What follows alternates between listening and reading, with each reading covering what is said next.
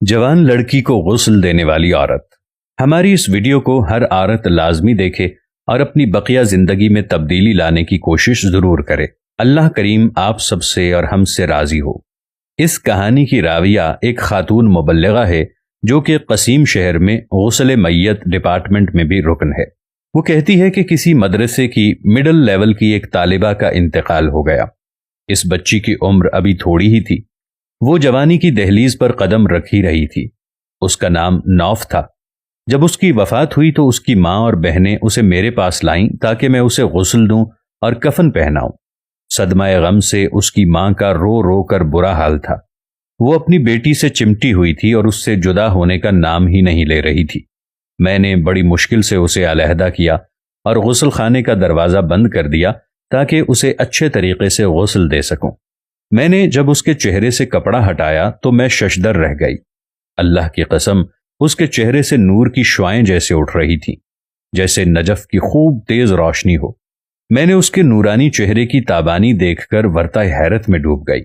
میرے پاس غسل کے لیے بھی جو لڑکیاں لائی جاتی تھیں ان میں کچھ نارمل کیفیت میں ہوتیں، کسی کا چہرہ مرجھایا ہوا ہوتا اور بعض سے ناگوار بو محسوس ہوتی تھی، مگر اس لڑکی کا معاملہ الٹ تھا۔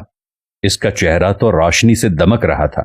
دوران غسل میں نے دیکھا کہ محسوس ہو رہا تھا جو اس کے دائیں اور بائیں ہاتھ کی شہادت کی انگلی بھی اٹھی ہوئی لگتی تھی، جیسے تشہد میں اٹھائی جاتی ہے۔ میں نے کہا ہو نہ ہو یہ ایک پاکیزہ سیرت لڑکی ہے جسے اللہ نے اس کے کسی عمل صالح کی وجہ سے عزت و تکریم سے نوازا ہے۔ مجھے اس کی خوش قسمتی پر رشک آیا۔ میں نے اس کی ماں اور بہنوں کو خوشی کی مٹھاس میں ڈوبی قدرے بلند آواز میں بلایا اور دروازہ کھول دیا۔ اس کی ماں اور بہنیں دوڑ کر غسل خانے میں آئیں۔ میں نے اس کی ماں کو مبارکباد دی اور ان تمام حیرت انگیز باتوں سے انہیں مطلع کیا جس سے مجھے دوران غسل واسطہ پڑا تھا۔ اس کی ماں نے اپنے تمام مادرانہ جذبات نچھاور کرتے ہوئے اس کی پیشانی کو چومتی رہی اور بالخصوص اپنی بیٹی کی نماز کی پابندی کا تذکرہ کیا۔ 2 دن بعد اس کی ماں نے مجھے بلایا۔ اس نے میرا شکریہ ادا کیا اور کہا میں آپ کو اپنی بیٹی نوف کے کپڑے اور اس کی پرسنل چیزیں بھجواؤں گی۔ چونکہ آپ غریبوں اور مسکینوں کے گھروں کو بھی جانتی ہیں، اس لیے آپ انہیں مستحقین تک تقسیم کر دیجیے گا۔ میں نے کہا مجھے کوئی اعتراض نہیں، آپ اس کی تمام چیزیں مجھے بھجوا دیجیے، میں انہیں تقسیم کر دوں گی۔ جب اس کی اشیاء میرے پاس پہنچیں تو وہ 4 کارٹن میں پیک تھیں۔ میں نے پہلا کارٹن کھولا تو اس میں اس کے نقاب اور عبایا تھے۔ وہ سب کے سب لمبے چوڑے اور ڈھیلے ڈھالے تھے، نہ وہ تنگ تھے اور نہ ہی باریک اور نہ چھوٹے۔ میں نے دوسرا کارٹن کھولا تو اس میں اس کے کپڑے تھے۔ وہ بھی سب پورے بازوؤں والے، ڈھیلے ڈھالے اور مکمل جسم کو ڈھانپنے والے تھے۔ سب لباس انتہائی سادہ تھے۔ وہ شوخ اور بھڑکیلے نہیں تھے بلکہ جاذب نظر اور بہترین لباس تھا۔ ان کا فیبرک باریک نہیں تھا جس سے جسم نظر آئے۔ میں جوں جوں کارٹن کھولتی رہی میری حیرت میں اضافہ ہو رہا تھا۔ ایک کارٹن میں اس کا سکول کا سامان اور اس کے قلم تھے۔ میں نے ڈبہ کھولا تو اس میں ایک مسواک بھی نکلی۔ میں جان گئی کہ اپنی زندگی میں یہ نبی کریم محمد مصطفیٰ صلی اللہ تعالی علیہ وآلہ وسلم کی سنت کو نبھا رہی تھی۔ اس کے سامان میں ایک ڈائری بھی تھی جس کے اکثر اوراق خالی تھے۔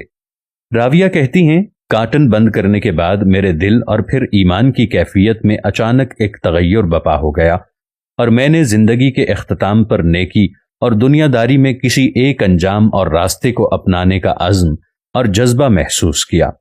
میں جلدی سے اپنے کپڑوں والی الماری کی طرف گئی اور میں نے اسے کھولا اور وہ تمام کپڑے نکال باہر پھینکے جو تنگ تھے یا باریک تھے یا چھوٹے بازوؤں والے تھے۔ میں نے اسی لمحے اپنے آپ سے وعدہ کیا کہ میں آج کے بعد حیا اور حجاب قائم رکھنے والے کپڑے پہنا کروں گی جیسے نوف پہنا کرتی ہے۔